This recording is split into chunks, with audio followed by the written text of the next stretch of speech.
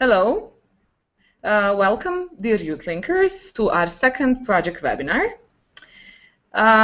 Today we will be talking about access to and issues related to access to education for blind and visually impaired persons. I'm happy to be able to present our lecturer for today, Amna Alispahic. She is one of the few blind persons in Bosnia and Herzegovina with a university degree. She is the only blind librarian in Bosnia and Herzegovina. Amna is also currently studying to obtain her other university degree in English and literature. Also, Amna is a trainer and an activist for human rights, and therefore she is, I believe, the perfect person to talk to you today. Also, she is very interesting, funny, and bright person, and in my opinion, though it hasn't been long since I've known Amna, she is a true stereotype breaker, which is why I really wanted to introduce you to all, to give you the opportunity to meet her as well. Because I believe it will, in this new relationship would, I believe, really enrich your life as well as it did to mine. So I have asked Amna to talk to you today and share some of her experiences on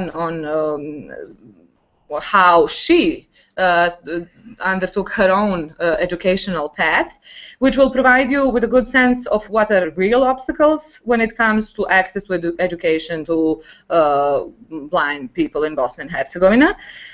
Amna will be talking to you for half an hour or so, and then you will be able to pose some questions. And please, for that occasion, use the chat, and I will be reading them to Amna, and she will be able to answer. So I'm giving the floor to Amna now. Thank you for your attention. Thank you, Vanya. Hello, everyone. You know, when Vanya said she's a real stereotype breaker, yeah, and there was a pause and there was a breaker. So I thought it would be like she's a real stereotype.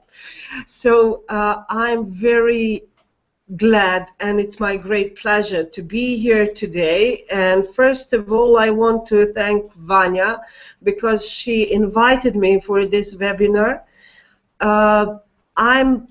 It's my pleasure to talk about my experience in front of young people for whom I believe can change the world. I really believe it.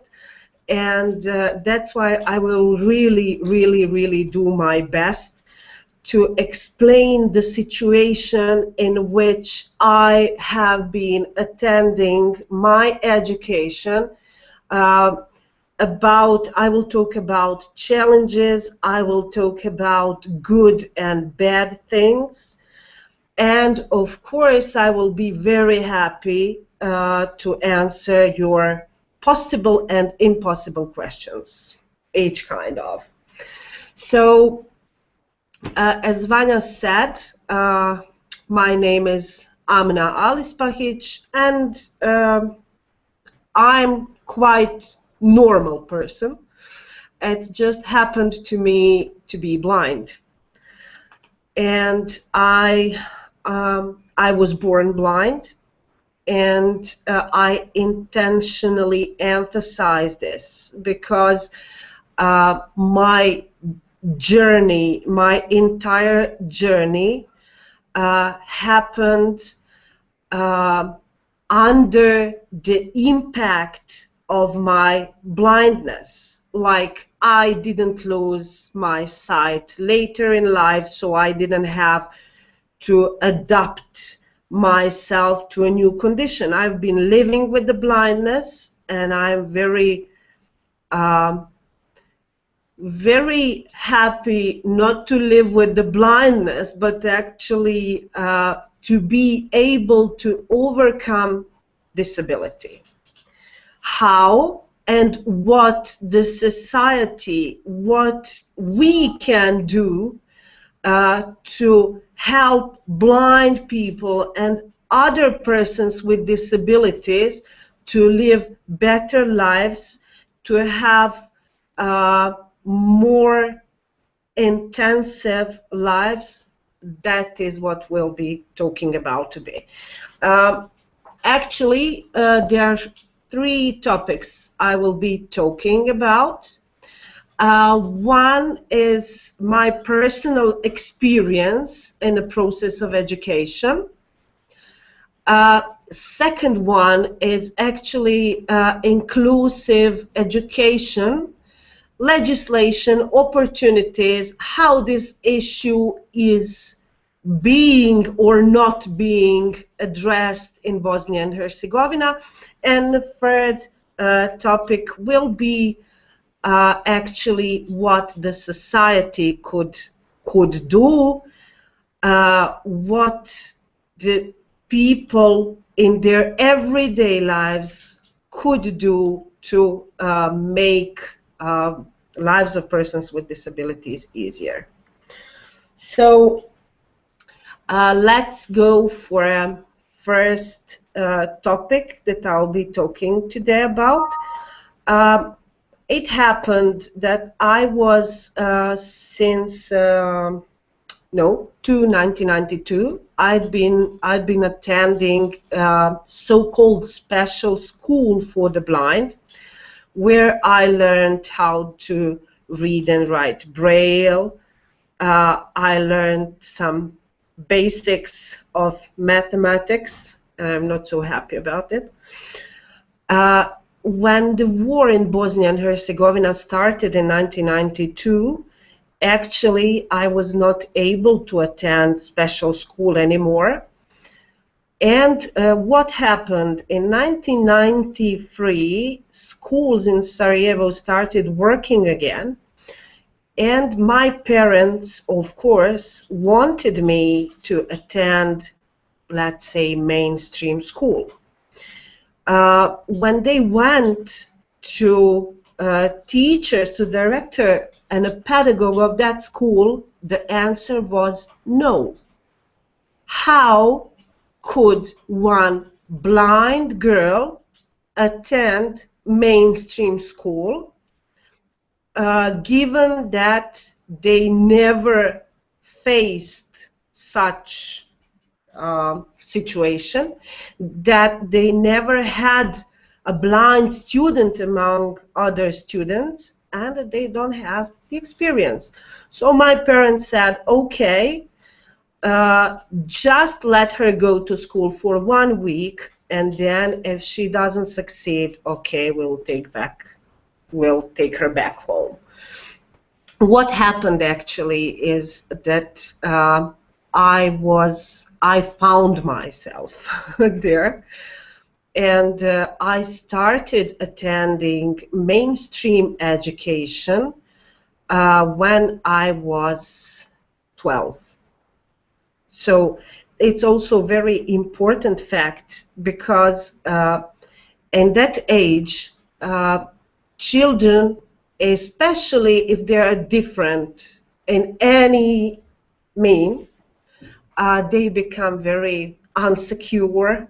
They are very scared how it will work, will they be accepted, and so on. So it also happened to me, but as I'm a very positive person, I succeeded. Like, first of all, I told my colleagues, my classmates, okay, you should learn Braille, it is very interesting, and it is how I got them. So to make it brief, I succeeded to enter mainstream education, and I have never left it so far. So with the secondary school, it was also there was a problem, because they also didn't have a blind student before, but it was much easier to accept me in a secondary school than it was to accept me in a primary school. And in 1999, I enrolled in the university department, Faculty of Philosophy in Sarajevo, Department for World Literature and Librarianship. What happened actually is that nothing was accessible to me. When I say nothing, I really mean nothing. It means that there was no literature for me in Braille, neither in primary and secondary school nor at the university. There was no, I couldn't obtain a computer with speech synthesizer to help me work and learn.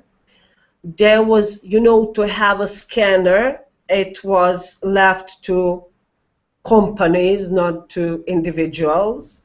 So at that time, in 1999, for one student of literature, it was very hard.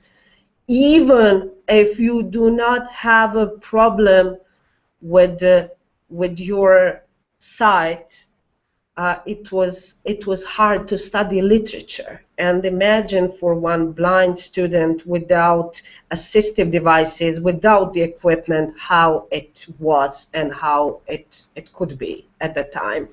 So what happened actually is that my mother used to sit for 12 hours reading literature books to me. And she was recording it to tapes, and then I would listen to it and learned from tapes that my mother was recording to me. So when it comes to teachers and professors later on, I actually didn't have a problem with them, because I am I have been the person who was able to tell them, okay, I understand you didn't have a blind student, but I am blind, and please let me teach you how to teach me. And actually, I didn't have a problem with it, and they more or less, everyone accepted to be taught by me, and they more or less always accepted my advices. Why I'm telling this, you will see later on.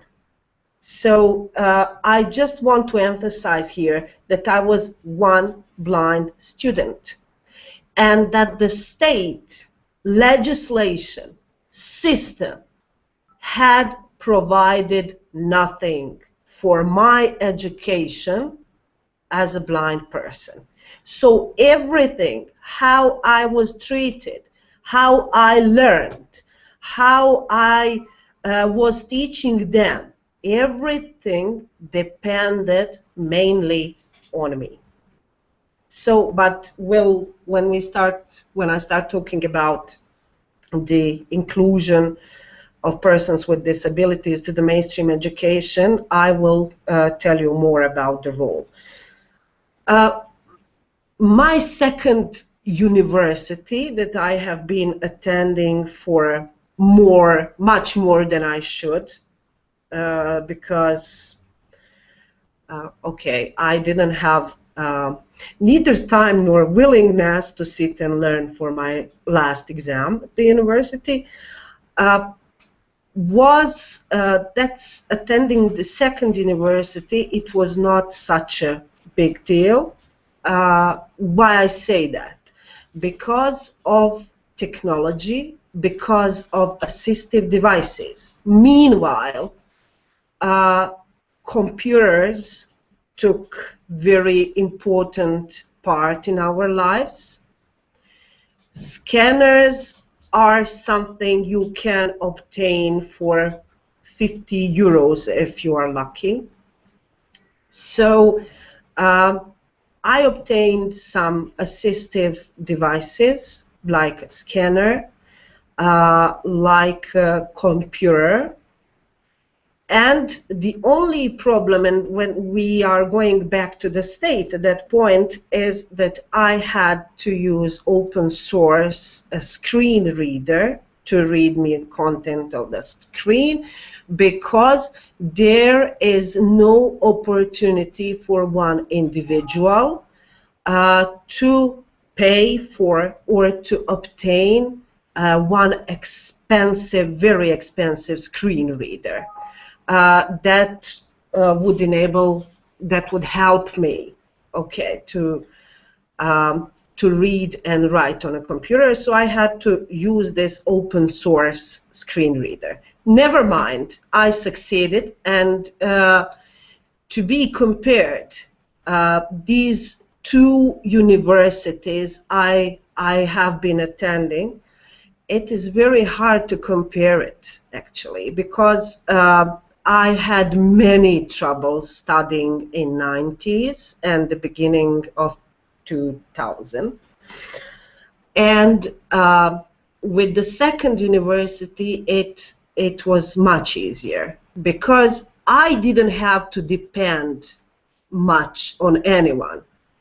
I didn't have to ask for literature in a way I did when I was studying world literature, because I could find ebooks, I had a scanner, I could scan things, literature, and it was, you know, quite easy.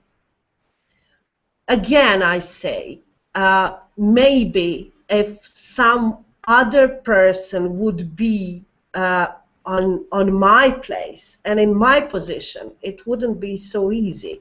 Why? Because not every person with disabilities, not every person without disability is able to adopt new technologies, to be involved in everything that could be useful for them. So that is where the state itself should take its role and should be responsible. Why? I told you I will be back to this issue, and now we are here. I was a person who taught teachers how to teach me. Okay, I told that, and I mentioned it a few times, and I promise I won't do it anymore. What is actually the task, what is the responsibility of a state, is to provide equal opportunities for education for every person with disabilities. It is not the issue whether someone wants to be involved in the mainstream education or not. Young persons with disabilities, children with disabilities, have to have the right to be involved in a mainstream education, just like every other child without disability is. You know, we have this terminology, then we say like children with special needs. Okay, children with special needs are not only children with disabilities. It can be any child who is different in some way from the majority of children at school. So we will now, we won't talk about children with the special needs, we'll talk about children with disabilities. How it looks like in Bosnia and Herzegovina. In Bosnia and Herzegovina in 2003, there was a framework law on education on a state level. And I don't know how much you know, but Bosnia and Herzegovina is a very decentralized country. It has 2 entities, District Brčko, 10 cantons, and so on. So it is very complicated. And these framework laws should actually be respected and bylaws created. But more or less, it hasn't happened so far. So in this law, there are articles 3, 4, and 17 saying that children with disabilities should be provided with the mainstream education on the equal basis with others and so on. What happens in practice, what happens in the field is that actually no child with disability in Bosnia and Herzegovina has the equal opportunities to attend the educational process in the mainstream school. Why? Because, as I said, Bosnia is very decentralized. Because each part of this country has or does not have its own regulations concerning the education. When you come to this issue, the approach is more or less education for children with disabilities. Mainstream education is too expensive. We have to adapt the rooms, the classrooms. We have to obtain a large number of assistive devices. We have to build ramps to provide access to the children in wheelchairs and so on. So it's true, but it is not the problem of children with disabilities and their families. It is not a problem because it is their right to have the access to appropriate education. So I made a little research, and it is in all ex-Yugoslavia countries, it is more or less the same. Children are being involved in a mainstream process of mainstream education in the mainstream schools, but there is very little providing them equal opportunities. There are not assistants in the process of education. There is no curriculum which is written, let's say, according to their needs. And children with disabilities within a region, and I can say that for Bosnia and Herzegovina in most of cases, okay, it's not a rule, but it is very often, children in Bosnia and Herzegovina, children with disabilities in Bosnia and Herzegovina attend education just to be counted as a person's children with disabilities who are attending mainstream education. What does it mean? The knowledge that they gain is actually not appropriate to their needs, to their abilities, and what is the case is that looking at the persons with disabilities, at children with disabilities, most of us first see disability and not ability, and that's the main problem. So what the state has done so far is not actually too much. In Bosnia and Herzegovina, everything concerning inclusive education, more or less, is based on a project. Like someone recognizes that the mainstream education for children with disabilities is a problem, and the project starts. And sustainability of this is very questionable. What does it mean? What when a project completes? What when the assistants in school who are supported by different projects stop being supported?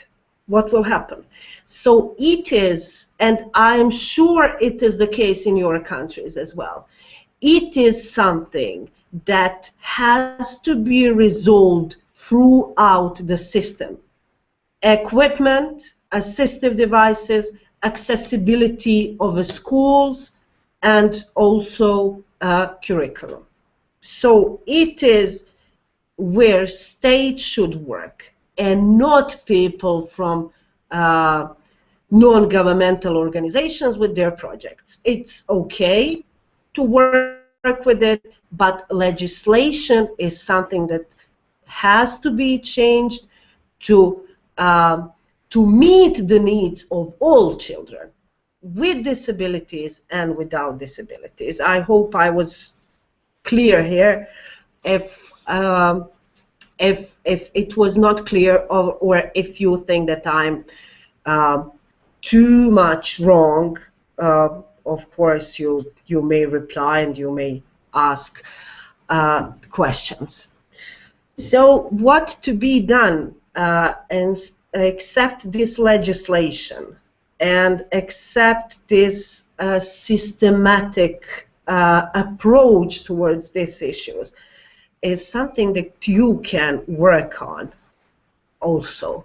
It's raising awareness. When we say raising awareness, it is not measurable category. The level of the awareness raised, it's not measurable category, but all of us, we can work on raising awareness. How?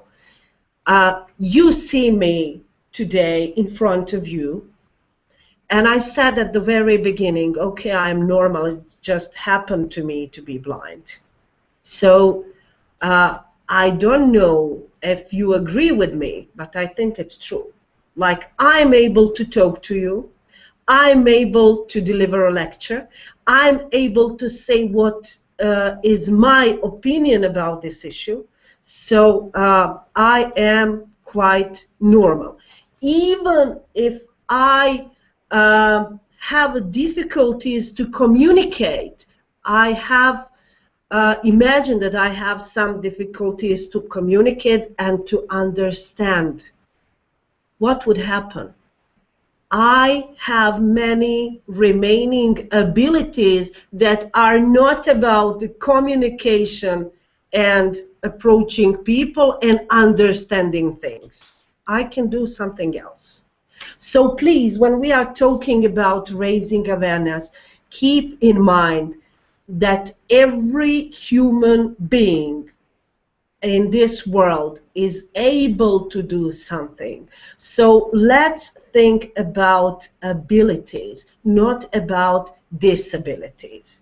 I heard that many of you actually work in media, or in the media, or with the media, and it is where you can do something for raising awareness about persons with disabilities. When you are working in the media or with the media, try imagining how would one person with disability feel if he or she would be presented in a way that the only you can do is to pity them. It's not okay, and no human being wants that, except for some personal benefits. You know, you have these people whose mission to be not person with disability, but to be invalid. So it is their mission of their lives. Why? Because they will maybe get things easier than they would if they fought for themselves, for their rights, and so on.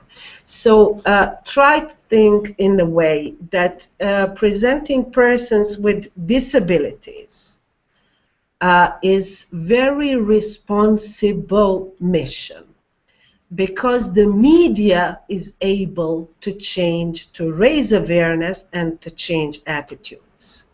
So if you present person with disability as only as the someone who needs to be cured, then you will force, or you will make the audience think that persons with disabilities are nothing but sick.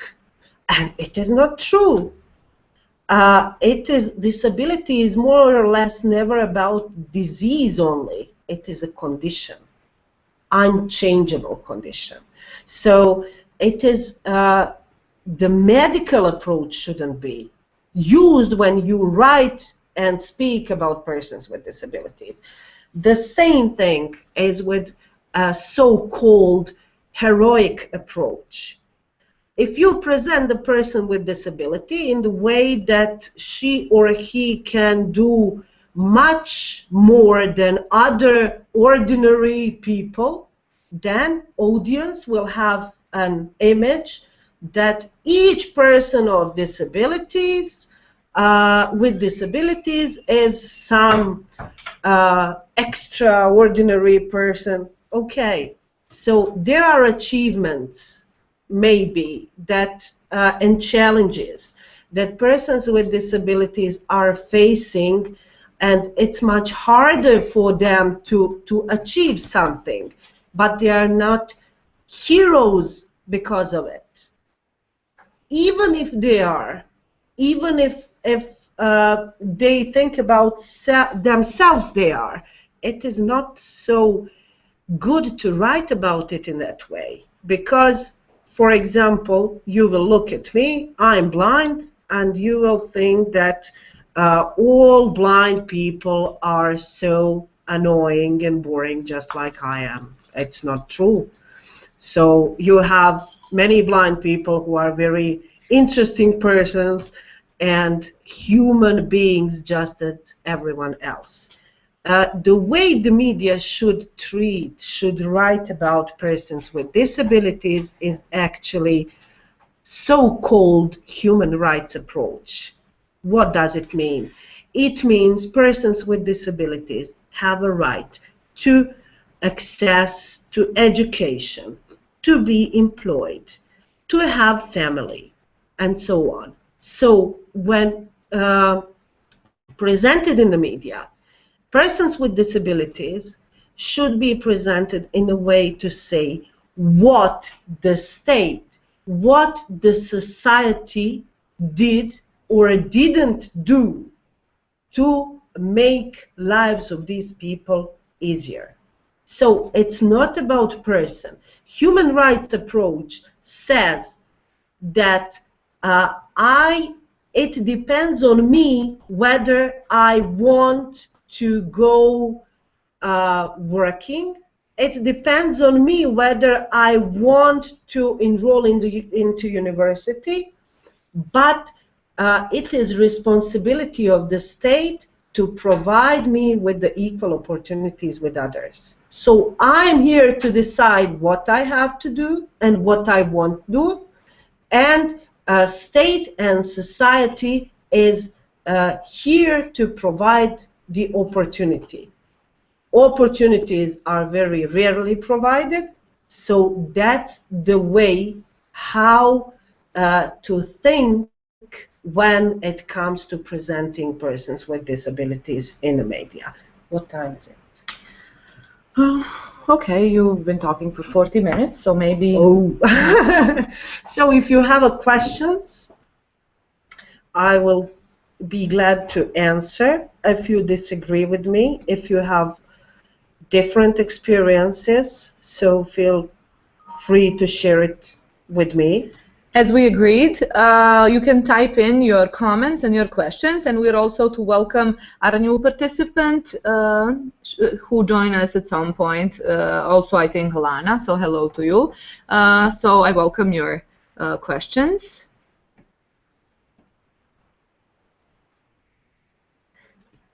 Tiana, okay. Hello, Tiana. Hello.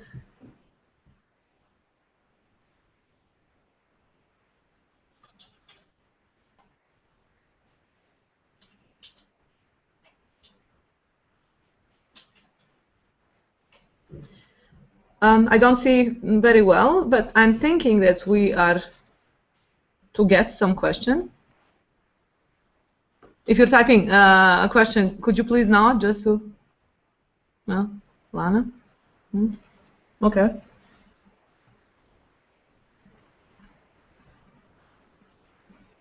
Bother? Vode? Dobro.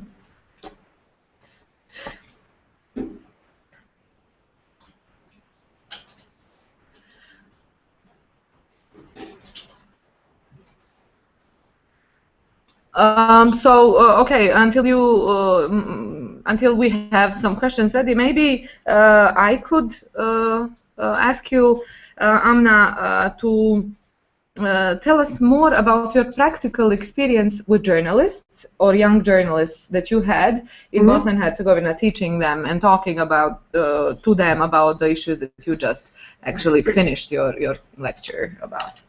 It is actually very interesting to always for me to work with the young people, and I have the experience of working with the young journalists, teaching them how to present persons with disabilities in the media. And actually,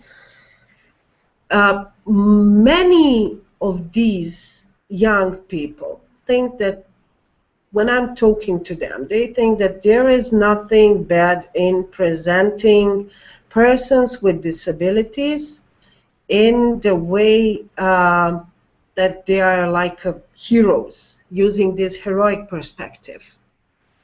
And then it is the most interesting thing that I'm trying to talk about with them is the greatest model to use when you are writing about someone is put yourself in our shoes.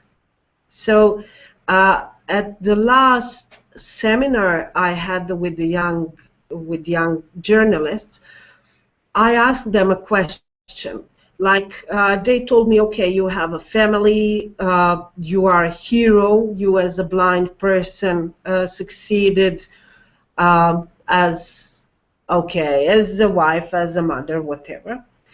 And I said, okay, what do you think? How would I feel if you wrote in the article, Amna, although she is blind person, and although she has never seen her child, is still able to raise her. And it was, they kept silent. And I said, okay, I wouldn't like it. And they said, we wouldn't like it as well, like if things would be presented that way. So always put yourself in the shoes of a person that you are describing, portraying, presenting, whatever. And there is a lot of space to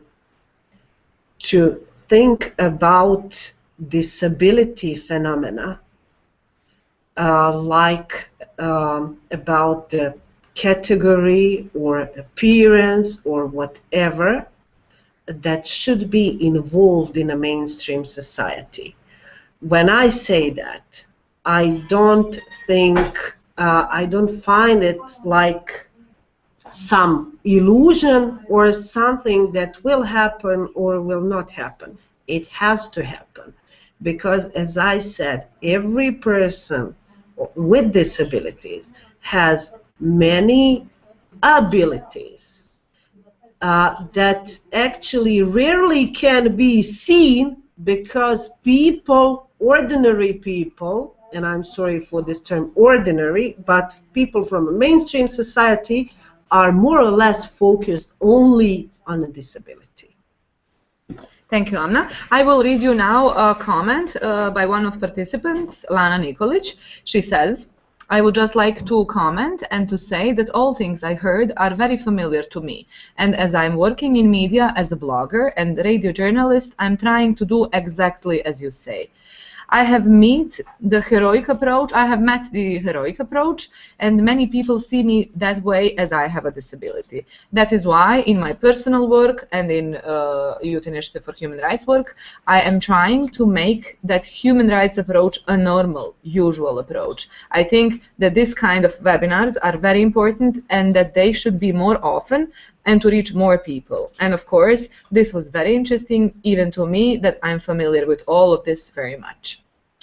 Thank you very much, and I'm very happy to know that you are trying to apply that human rights approach, and as you are linked to many other people, young people, it should be really great if this idea could be spread in a way that everyone starts thinking at least as me and you do. Thank you, Amna, and thank you, Lana, for your comment. And I have to say, it's actually an honor to meeting both of you. And there are some people next to you blowing in your back and in your wings. So if we don't have any other questions, I have to, I should close this, but I need to tell you, Lana, yes, I agree that we should organize more of opportunities like this, and we will try to. So I might be actually able to tell you, I will announce this. There will be, we would like actually Amna to come at our project camp that will be taking place at the end of this month. We are not at this point sure that it will be possible due to some Amna's other obligations, but we still are hoping to. So I would like to announce a possibility of actually meeting her in person and doing some interesting things together on the workshop. So let us thank you very much for taking part in this webinar. I also am inspired, and I thank you, Amna, once again to come and talk to us. You're welcome. I want to also thank you for joining us here, and I do hope that we will be able to continue our conversation. Thank you very much once again. Bye. Bye.